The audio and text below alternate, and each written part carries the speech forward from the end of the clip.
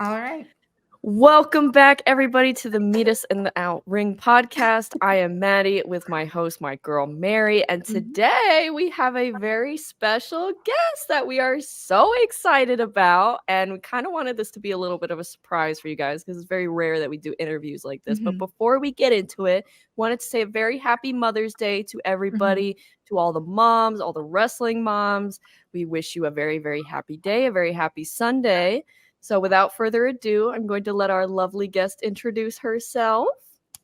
Hi, everyone. Happy Mother's Day, everyone, as well. I am J Rod, and I am the ultimate athlete. Block that Slay. T. So, J Rod, if you would please tell us a little bit about yourself, and then Mary and I would love to ask you a few questions.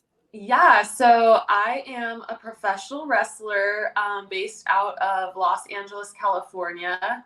I'm originally from Ohio, but I live out in California. And yeah, I'm just doing kind of the independent scene as far as professional wrestling goes, getting my reps in and experience. And yeah, trying to just build and become a superstar on that next level. So Yes. Absolutely. I absolutely love I feel like the indies is so different from just like, what we see on TV. There's so much Mhm. more room for creativity there. And it's just so fun to watch that star power continuously grow.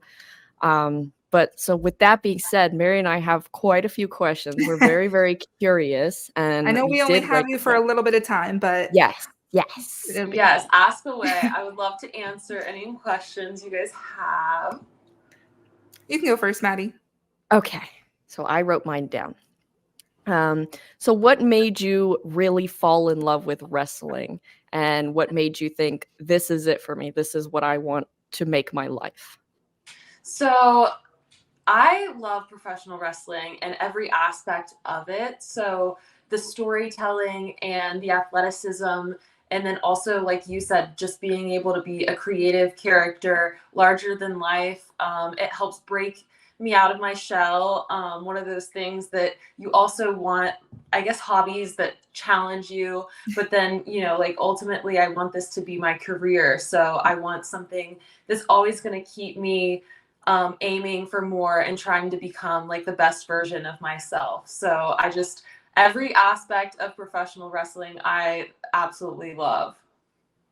Were you always a wrestling fan, like when you were younger, or was it kind of a new love?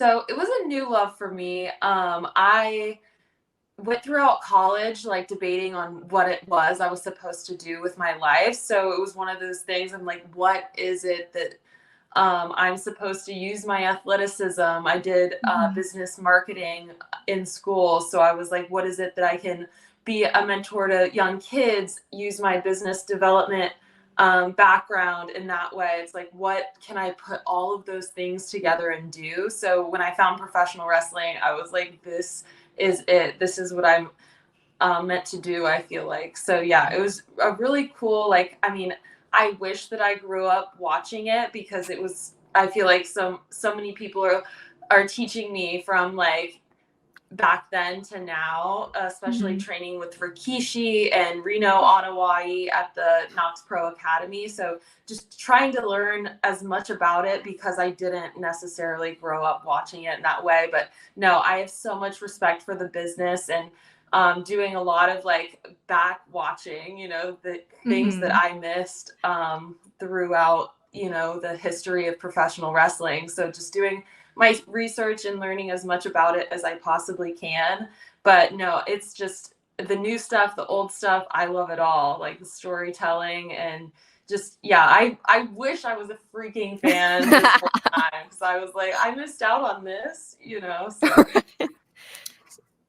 So you Yeah, mentioned training under Rikishi. So can you tell us a little more about that and what that was girl, like? spill the tea. Yeah, we yeah, want to no. know. So of course, when you want to get to be a professional wrestler, you have to look up schools like kind of near you. And Mhm. I was like, Mm, okay, what's like a school? I live in California now. Like, where would I go to school if I wanted to become a professional wrestler? So I saw that Rikishi had a training school in like Van Nuys, which is around Los Angeles. So I would drive from San Diego to LA just to train with Wow. Rikishi. And yeah, that was like 3 to 4 hours depending on traffic, like just to, at the end of a work day. So you're also, I work full time right now. So I'm also just living my dream and trying to become a professional wrestler, but that takes, the sacrifice and putting that time in outside of work to then hopefully make this your full-time career. So yeah, I would dedicate that time 3 to 4 days a week to drive up to LA and train with Rikishi and Reno on Hawaii. So that whole bloodline family, total respect for the Samoans in this industry. They've been doing this their entire lives, and cousins with The Rock, their nephews, freaking Roman Reigns, Rikishi's sons are the Usos in Solo Sikoa. So it's really cool to see like their impact and then being trained by them. So yeah, don't give me any crap because I have the Samoans on my back. That's right. And I know that Rikishi has been endorsing you, so that's so huge. Thank you. Yeah, he's awesome. He's, I'm not from here, like I kind of mentioned earlier. So being out here and chasing this dream, he's so supportive and so encouraging. So it's really cool to have that. That's so awesome. That is. So what did we think about Cody Rhodes winning then? Exactly. In my head, I was like wanting Roman. I did this to everyone today. I had Cody Rhodes, and everyone was, super haters. But I'm like, hey, I'm trained by the bloodline. We gotta go Roman all day. You gotta be loyal. That's right. You gotta show loyalty. I respect it. I guess we can give you a pass on that. Yeah, it's okay. It's okay. So who do you feel is like your biggest representation or inspiration, I'm sorry, for when you like, who did you look up to and be like, that's what I want to do, that's where I want to be? Yeah, so Beth Phoenix actually is one of the people that I look up to in professional wrestling. She's just, the glamazon. She's all about, still being feminine and beautiful, but then also strong and powerful, and just her athletic display is really cool.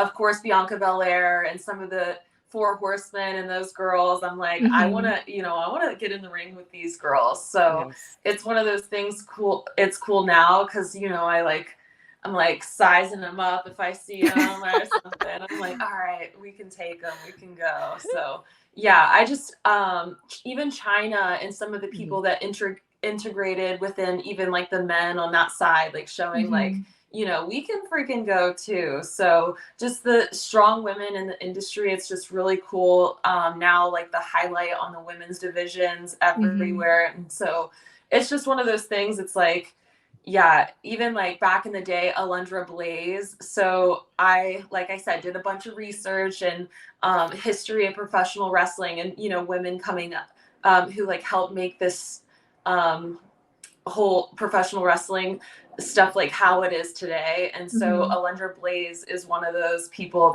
and I actually got to meet her this year, which was really awesome too. But just like her influence and her athleticism, and it's just really cool. And yeah, no, I take inspiration from a lot of those strong women from the past.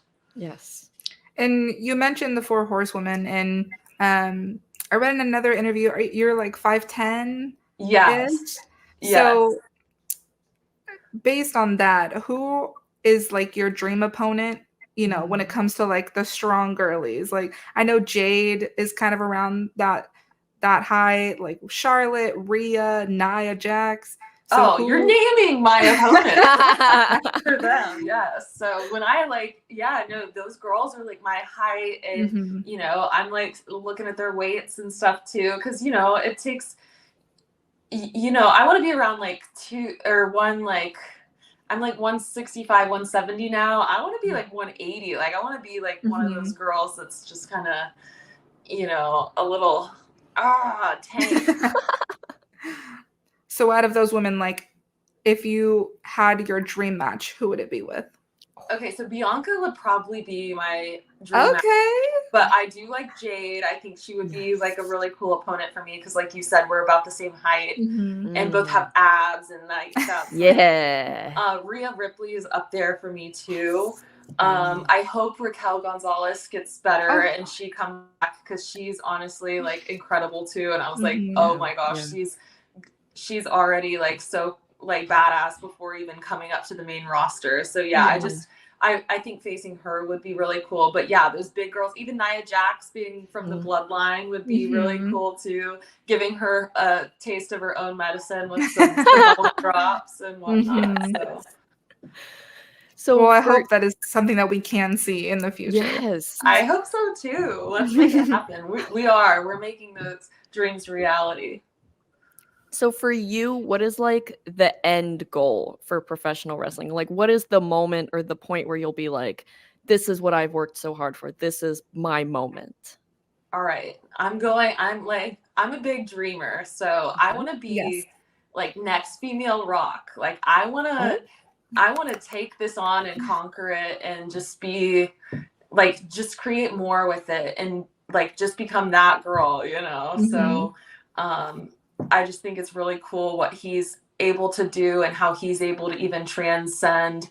Now he's like pop culture. Now he's well known everywhere. So it's just really cool. Now he can create brands for himself and lift others up. And he's in the position to kind of like, support, of course, his family and a bunch of other families in this world. So it's just really cool to like see somebody like I watched Young Rock and things like that to kind of see like, well, if this is based on his life story, you know, like and like he came up, you know, struggling with his dad on the Mhm. road wrestling and stuff like that. So it's like he lived but believed in himself enough to know like this is something I can do. So that's just really inspirational for me and one of those things that I'm like, yes, like female rock, all for it. So that would home be very, very gym, cool. all the things. Like Yeah. that would be just really cool.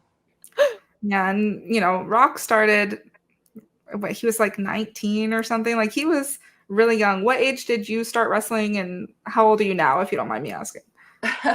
So I am getting in the game a little later. I started wrestling around like 26, 27, and now I Mhm. am 31. So I've been doing, yeah, I got in a little late, but yeah, no, The Rock had his freaking family up in this. So he's actually been doing this like his whole life because his Yeah. dad was in it, you know? Mhm. So he just grew up around it. So that's definitely an advantage in that way. But hey, I'm trying to take as much knowledge and stuff from the Rikishi and the Samoans because they have done this their whole life too. So trying to make up for lost time in that Mhm. way. But no, I feel like just keeping up with some of those young guys coming up and still being able to get in and accomplish those goals of mine too. So Yeah, I mean, it's hard with women wrestlers because I feel like your age is very not important, but like it's very zoned in on, Mhm. especially for women because men are wrestling into their late 50s and 60s, but typically, you know, women age out around 40 something. So, what does that mean to you? Like, how do you feel about this kind of almost negative thing about being older as a woman when starting wrestling? And yeah, and how women, do you I think we feel can like change that? I love that question too because I think that's so important. Just to because it's I mean, it depends on the woman, you know. Mhm. Some Yeah. women they do want to start families and do want to do this, which I eventually do too. But like once you do that, like it becomes you have a whole nother like vision for yourself in future in that way. So I feel like men, like they don't necessarily have that, and then your Mhm. bodies go through so much, so it's hard to even come back. So seeing like people like Becky like coming back from having a baby and stuff is Yeah. really cool and inspirational too, because it's like dang, like she's still doing it. But yeah, no, I Mhm. think now you're gonna see the ladies start to go until, you know, like I feel like Charlotte Flair is gonna go forever, Becky Lynch is gonna go Mhm. forever, like Yeah. all these girls. I think now is going to be kind of when they start wrestling for a little bit longer, kind of like the men do. But yeah, no, I think too we're just taking better care of our bodies and knowing kind Mhm. of what is best to kind of do as far as protecting ourselves in the business. Okay, let's maybe not do as many like bumping things throughout our matches and stuff. Yeah. So, you know, save some of those reps and different things for just longevity, I guess is the word. So, yeah. So have you, because I love, one of my big things in wrestling, I love stipulation matches. They're just so exciting. They're very fun. Have you ever had a stipulation match, and what is your favorite to either wrestle or watch, or both? I haven't done too many. I love watching them. I Yeah. did do a casket match, which was really cool. Okay. Oh, There's a girl I train with, and she's kind of like an Undertaker type character. So it like really fit like our match and different things. And I ended up like big booting her off the apron, and she like fell into the casket. And it was yeah. a situation like that to where it was really cool. Like we teased, you know, going in and out of the casket in different ways. And so it was just a fun match with that cool stipulation too. But no, I love all like the fun, like any way you can make it fun and interactive too for the audience is just really Mhm. cool. That recent one that Sol Ruka did with like the surfboards Yes. Oh my gosh. and Yeah. like the Yes. swimming pool. I'm like, she's a surfer, so she's doing, you Yeah. know, like, so just making it like kind of to help develop characters and stuff like that's really cool too. So what about you? I feel like since you like them a lot, I would like to hear your favorite. I love, one of my things that I love that AEW does the lights out matches. I think those are really, really cool when they're like, all right, lights go off, but when they come on back on, we're not responsible for anything that's going to happen. Like Orange Cassidy putting Adam Cole through a floorboard, or Britt Baker shoving thumbtacks in Thunder Rosa's mouth. Those are the kinds of matches that are very crazy, but they're so fun. The crowd is able to interact with that. Like, would you ever love to be in an AEW lights out match? Hey, maybe I would have to kind of. I mean, if that was an opportunity that came up, I would definitely take that. That would be really cool. Well, I know that you do have a match coming up next week, I believe, the 18th, right? Yes. Can you tell us a little bit about that match and kind of what's going on with that? Like, what's the story behind it? Okay, so I am a new champion to South Bay Championship Wrestling in San Jose, California. And my opponent is going to be Holodead. So this is going to be my first title defense, and it's against someone that I've been really wanting to face on the independent scene. She also trained a little bit with Rikishi and Reno before I even trained there, so at Knox Pro too. And she has done WOW and traveled the whole world professional wrestling. And I see her posts now, like she's been working out like insanely. Like she's a tank. So I love like those hard hitting women that can go. And like I said, we already know my dream opponent. So she's one of those that's up there as far as like independent girls still on the scene at this time. So I'm super excited to face her. That's so exciting. I wish I could go to a match because, you know, I mean, I live in San Diego, so it's a little bit of a drive because it's in Santa Clara. San Jose, yeah. Oh, San I'm Jose. even flying from LA up there. So even the 5 hours for me, I was like, hey, that's really kind of them to be able to help me go there via airplane versus drive 5 hours. Because that, you know, I would go same day. So 10-hour drive is kind of lengthy, but I do it. I drive to Arizona and drive to different places, so you know that road life is real. So when you are like preparing to go into these matches, this is your first title defense, like what is your pre-match routine? How do you kind of prep yourself and get into that mindset of going out there and just putting on a banger match? I have to get in the zone. I have to think, just don't be nice, J-Rod. Get out there and show them exactly what you can do. And I'm coming to win. So you don't come after this title. This title's mine. So just getting in that mindset, doing, you know, warm up exercises, getting loose, and just making sure, you know, you just don't let any women or other people take advantage of you. You know, you are in that, you are in the zone, and you are making this title reign gonna last a long time. Oh yeah. Would you say you channel the She-Hulk during channel those the moments? She-Hulk. Yes, I channel the She-Hulk. Yeah, no, Jennifer Walters turned She-Hulk is my, you know, going in. I'm like the businesswoman. I just worked all day, hard at work, and then I just turn it on. Now it's time to be the best version of me and go out there and not take any shit. I love that because I feel like she's super underrated. Yeah. Like in terms of Marvel. She's the last of the Stan Lee characters, so I feel like she's gonna get her time. But you know, there's still a lot of Marvel characters to get through if she's the last one. So no, hey, when the stars align, you know, one day She-Hulk over here. So with this first title reign, like what do you want wrestling fans and audiences and just everybody watching you, what do you want them to know about J-Rod? Like what kind of feeling do you want audiences to walk away from after watching you?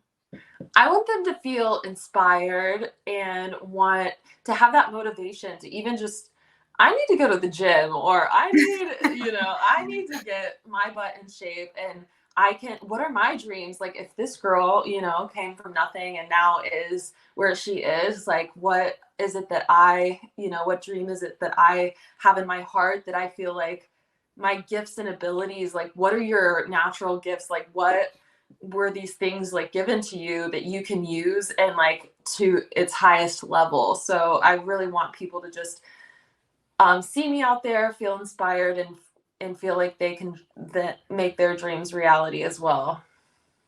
I love that. I feel like that's so wholesome.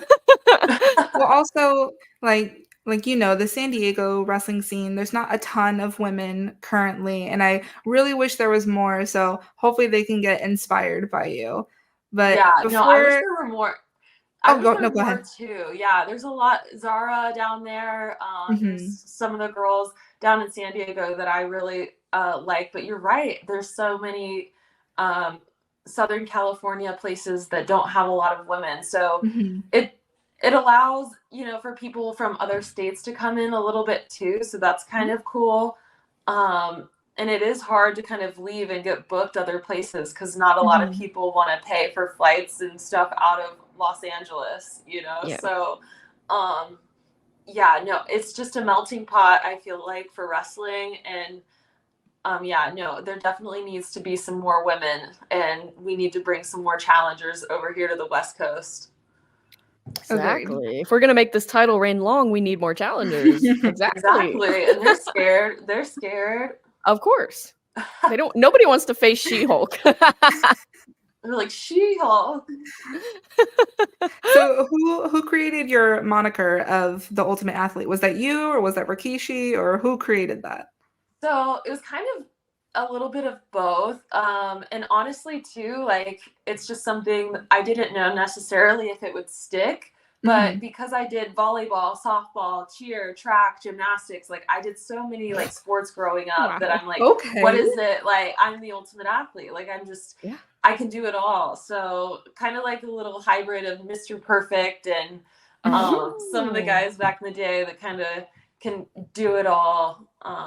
But yeah, no, that inspiration of the ultimate athlete having kind of just a diverse athletic background in that way.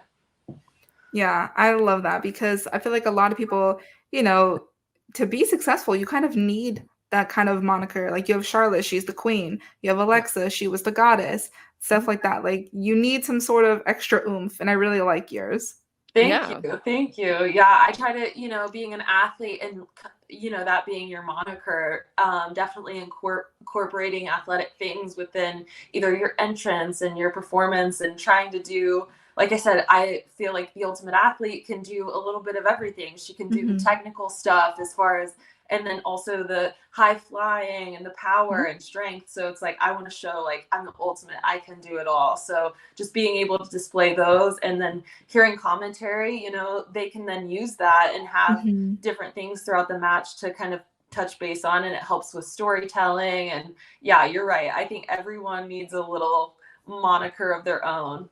Yes, absolutely. That's like it adds to the personality of the Mhm. wrestler, but it also makes it so much more memorable for audiences because they're able to instantly point that out and just know what you're all about and be ready for that every time you're in the ring.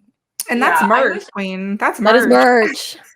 I know, I wish everyone had like a little like a display video, you know, like a Yep. like video of, hey, this is who is about to come out, kind of how they do on like American Idol. And you know, we Mhm. kind of Yeah. get like this person's background, and then they audition, and then you just like them more or less, you know, depending Yeah. on, you Speaking know. of that, would you ever go on like Tough Enough, or now they have the Next Gen show? Is that something you would be interested in? Oh yeah, and there's some really cool opportunities. Knock on wood that something like that may happen Is this a relatively soon. scoop?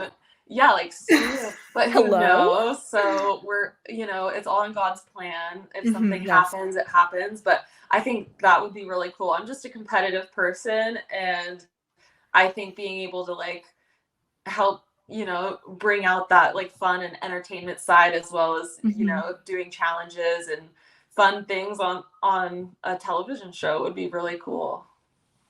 That would be so awesome to see you there, and just to know that we got a chance to talk to you. And Yes. before you go, is there anything that you would like to plug? Is there anything else you want to say? I know you got to go, but it's just been so much fun talking to you.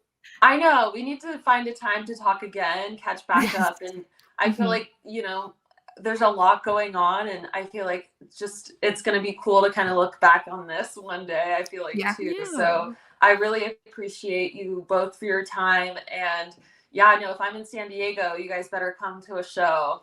We will Well, be there. she's girl, you're not here. You're on the East Coast. I will be there. It don't matter. I will be there. Okay. Well, I'll be I there. also come to the East Coast, so Well, you there better. you go. Okay. Where are you If you at on the East Coast? I'm in Washington, D.C.